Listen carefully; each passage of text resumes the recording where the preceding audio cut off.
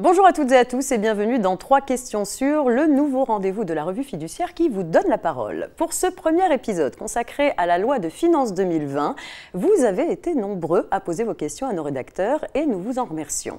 J'accueille tout de suite Claire Garabédian de la rédaction fiscale pour répondre aux 3 questions sélectionnées.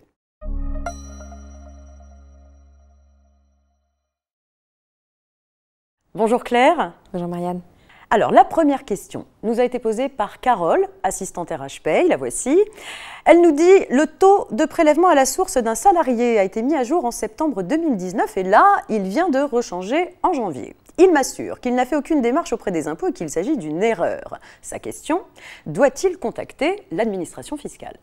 Alors non, pas la peine de les recontacter. En fait, l'administration fiscale, elle a effectivement mis à jour son taux de prélèvement à la source applicable à compter de septembre 2019 suite au traitement de sa déclaration des revenus 2018 et donc l'a transmis à l'employeur.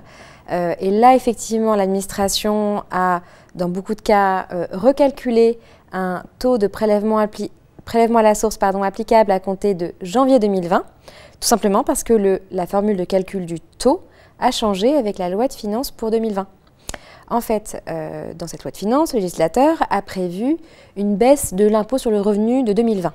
Donc il a modifié le barème de l'impôt sur le revenu de 2020 et il a également changé la décote qui permet de réduire l'impôt pour les tranches les plus basses.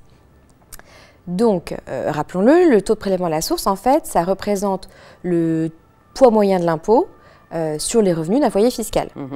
Comme là, le législateur anticipe que le calcul de l'impôt sur le revenu final sera un peu moins important, il anticipe et prévoit de collecter un peu moins d'impôt sur le revenu via le prélèvement à la source, donc pour l'année 2020.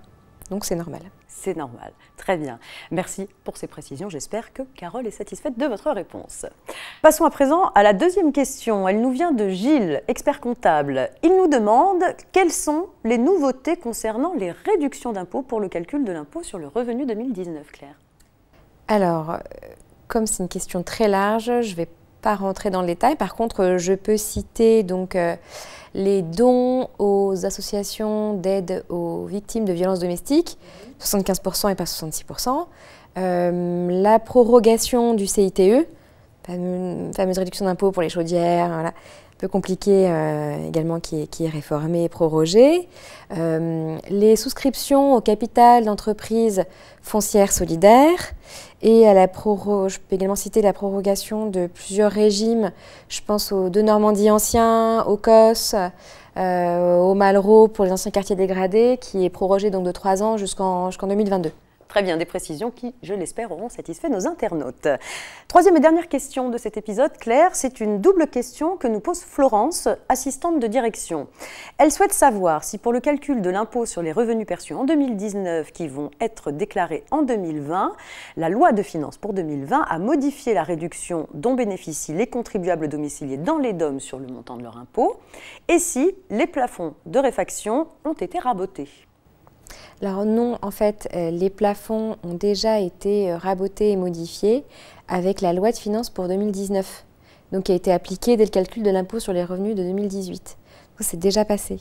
Donc, pour les contribuables domiciliés dans les DOM, ils verront leur impôt sur le revenu brut en 2019 diminuer d'un abattement de 30 ou 40% en fonction du département outre-mer où ils sont domiciliés, sachant que ce sont des abattements, enfin, la réduction d'impôt qui en résulte est plafonnée, donc ça c'est toujours les mêmes chiffres que l'année dernière.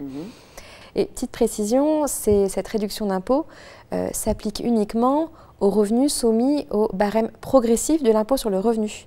Donc les contribuables domiciliés dans les DOM qui ont perçu des revenus de capitaux mobiliers ou qui ont réalisé des plus-values sur valeurs mobilières qui sont soumises au prélèvement forfaitaire unique, donc le taux forfaitaire de 12,8%, ces revenus ne bénéficient pas de cette réduction d'impôt.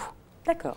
C'est une précision qui a été apportée par l'administration lors de la mise à jour de sa doctrine, intégrant justement le prélèvement forfaitaire unique.